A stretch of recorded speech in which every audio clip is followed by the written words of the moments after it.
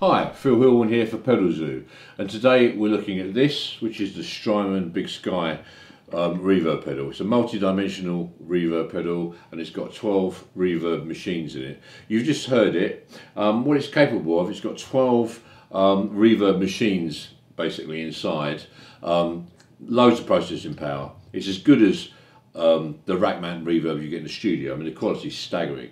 Anyway, the reverb machines are room.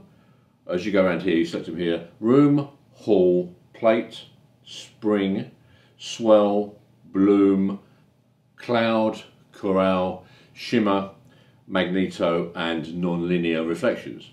There are A, B and C foot switches, which are here, and you can press them and program them so they work as either hold or freeze by the parameter values.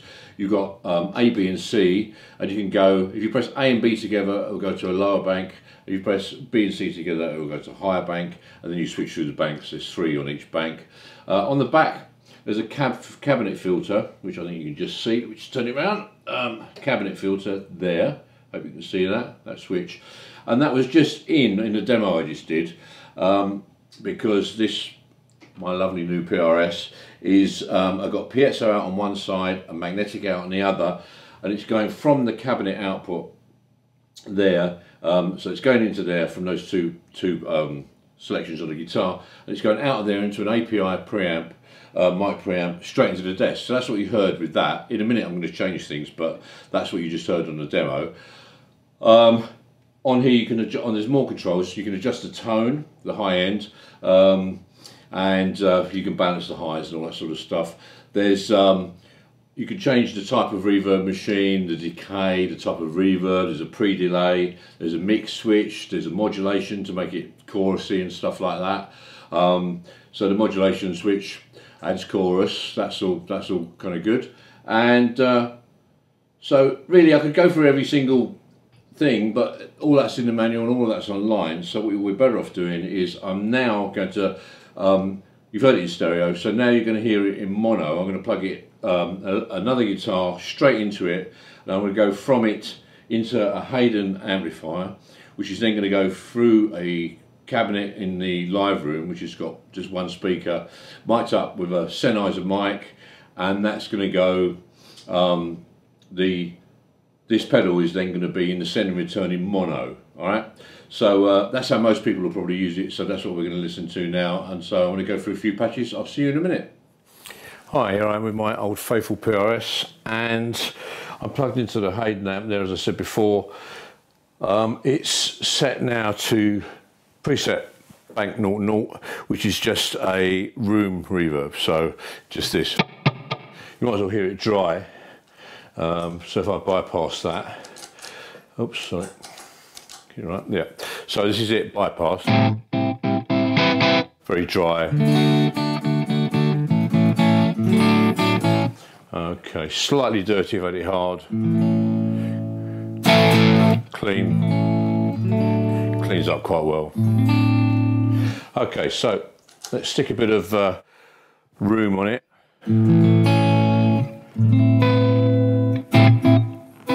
It's just got a bit of space around it now. I mean, good for anything, a lot of general use, really.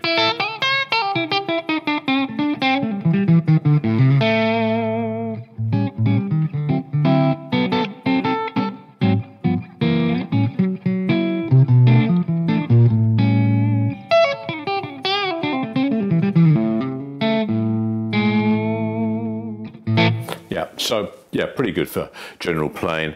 You can adjust quite a few parameters on there, and you can with all of them. Like decay, for example, you can make the decay take ages. If I turn it right up, you'll get something like this.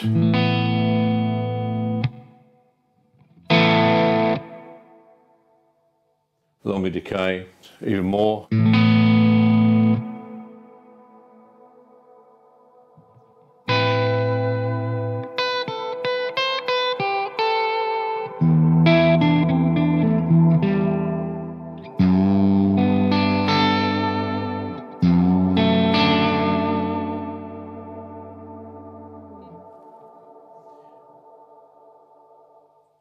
You can adjust the pre-delay so it'll come in later. Here's a really short pre-delay. So reverb's right on top of the note, so you get like a... turn the reverb up so you can hear it. There you go. Now if I put a long pre-delay, you'll get nothing, then the reverb will come in. There you go, it comes in later on. You can delay it unnaturally, like... Well, be a big room, but yeah. There you go. So you go a little question and answer. And so on. You can adjust the mix. I quite like the mix actually when it's about there, 3 o'clock, for when you're on a send and return of going straight into like a preamp or something like that in the studio. But through an amp, on my amp, it seems to work best about there as a general average, and then take it up to 12 o'clock. So 10 o'clock to 12 o'clock seems to be quite workable. 2 o'clock's quite extreme, but you need to work out the level that your own personal send and return works at. Okay, let's go through some more sounds. So it doesn't take too long. So the next one along is a hall reverb. So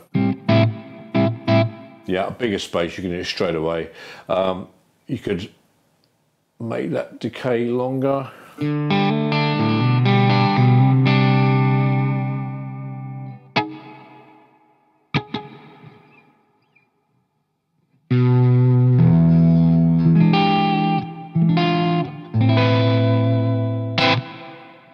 Yeah, you can do the space quite well. Quite a lot you can do with that. You can move up again to the next one. So this is a plate. The next one's the character of that. So this is...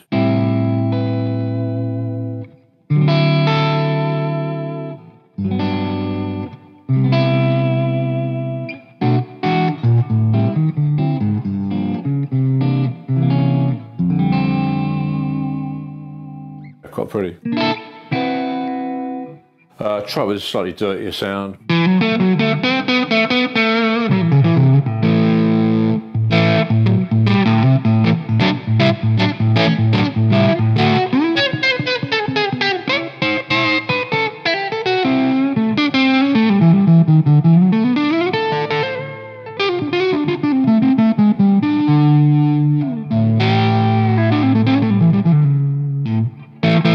Okay. Works pretty good with that. You can try it with even dirtier sound.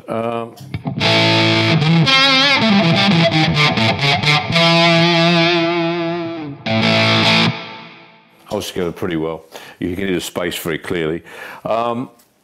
Moving on. Now, before I move on, I should to show you one thing. On some of the patches, if you hold the switch down with your foot, you'll get it so it does either hold or freeze, and I think with this one it should be hold. I'm going to try it. Let's have a look. So you play a note, say an E, and then you can see that'll hold. So you could, in theory, build over the top of that, so you get stuff like I'll try it like this.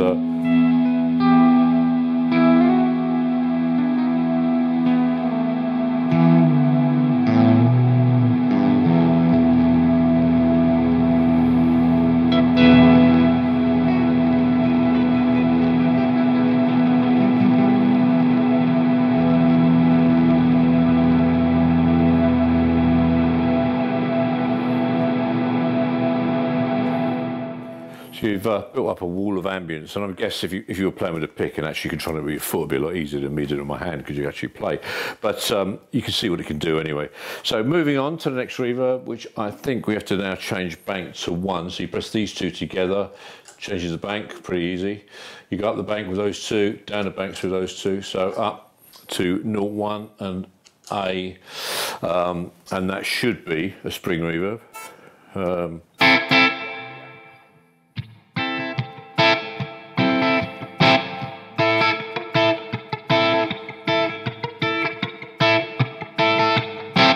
Yeah, we've all heard them. So, on a single coil, trumpet in the middle, be quite good for country sort of stuff, I'd imagine.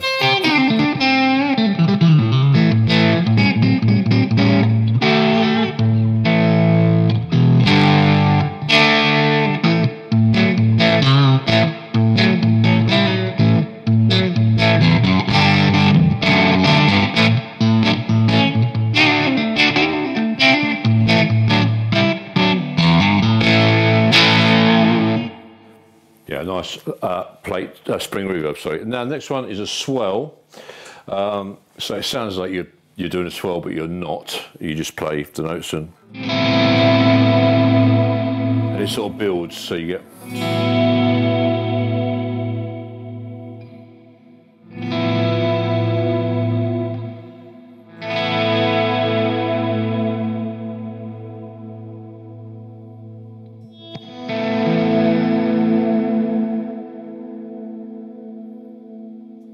It sounds a bit like a reverse reverb, really, like you're playing tape backwards. It's kind of strange, that one. The next one, moving along, is a Bloom, I think. This one here. Let's have a look. It should be.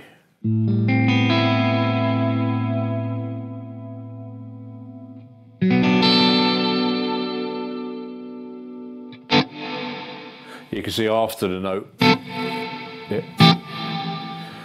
It blooms. The description says it all, really.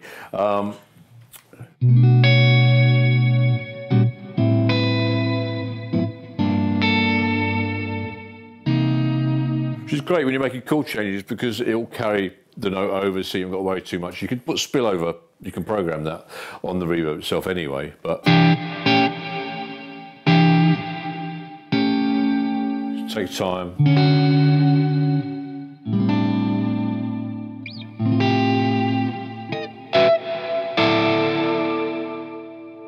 Good for ambient sort of.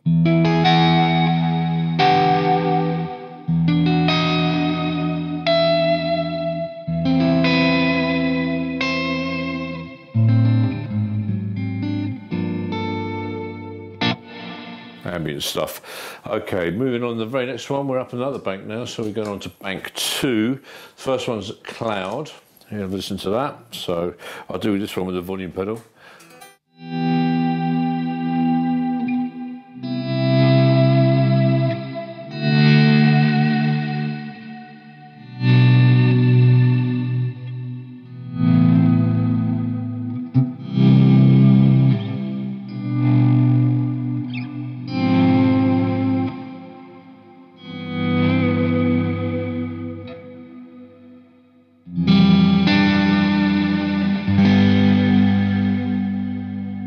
Yeah, very pretty, that one.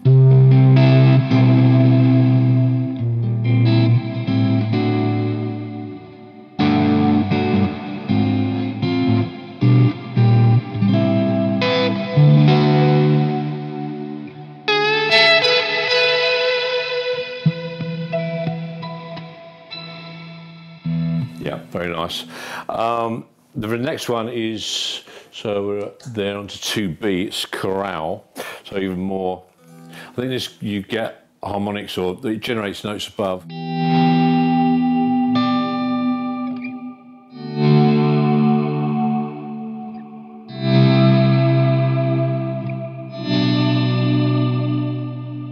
Yeah, the reflections, you can hear the high.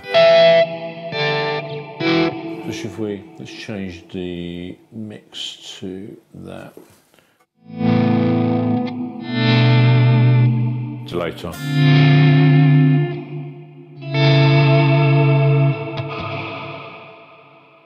Okay, moving on. Shimmer is the next one.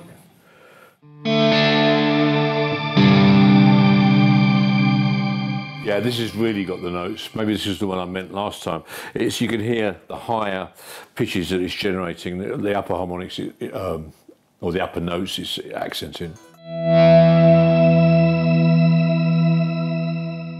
So that's kind of an octave higher.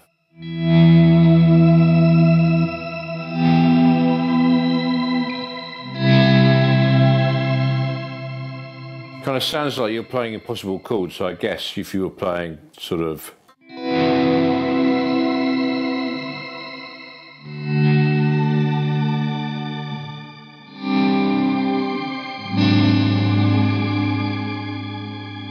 kind of think differently.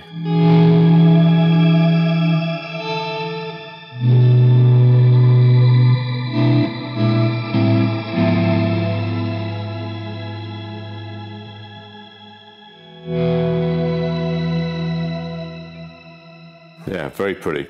Next one is Magneto, upper bank, so we're now on bank 3. A, Magneto.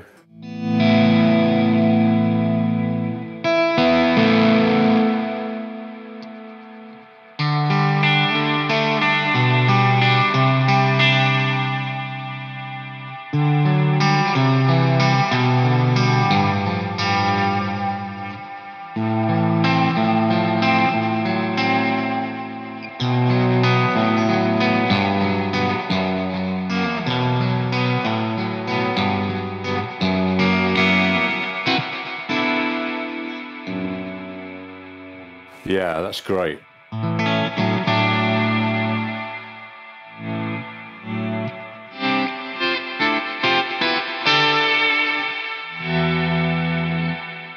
Okay, moving along, non-linear is the next one. This is quite strange. I'm not sure what to actually play with this one, but I need to get used to it a bit more, but it does this sort of thing.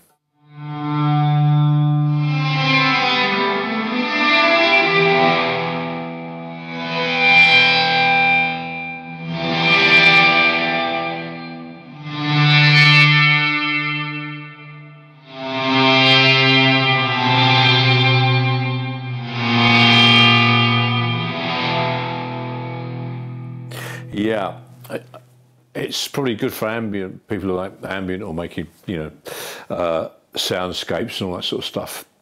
Not the sort of thing you're going to play using a blues band. So the next one is Reflections. This is the last of the 12 engines. I think it's 12. Yeah, so Reflections, there you go.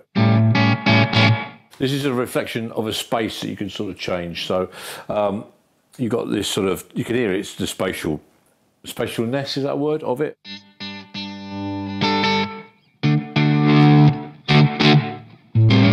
Yeah, I quite like that. It's quite a tidy verb. Let's get a pick.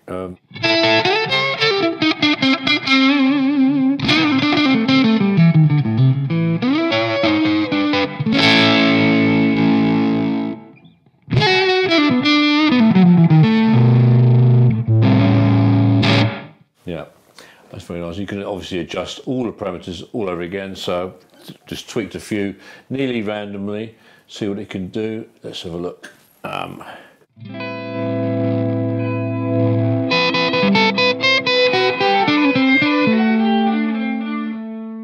Yes, that's changed it quite a lot. I think that's another one, like the one before the non-linear, you need to experiment with quite a lot.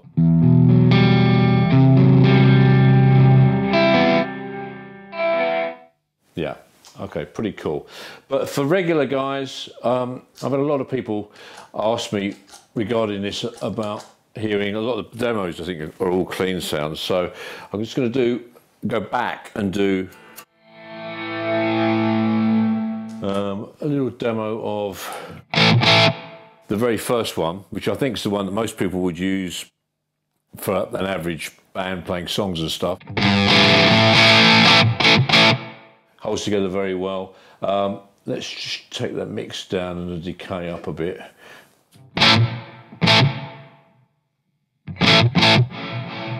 Pre-delay. There you go. There you go. That'll be quite a good.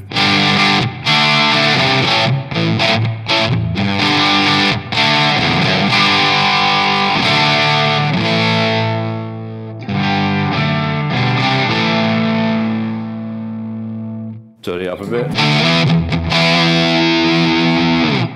Yeah, holds together quite well.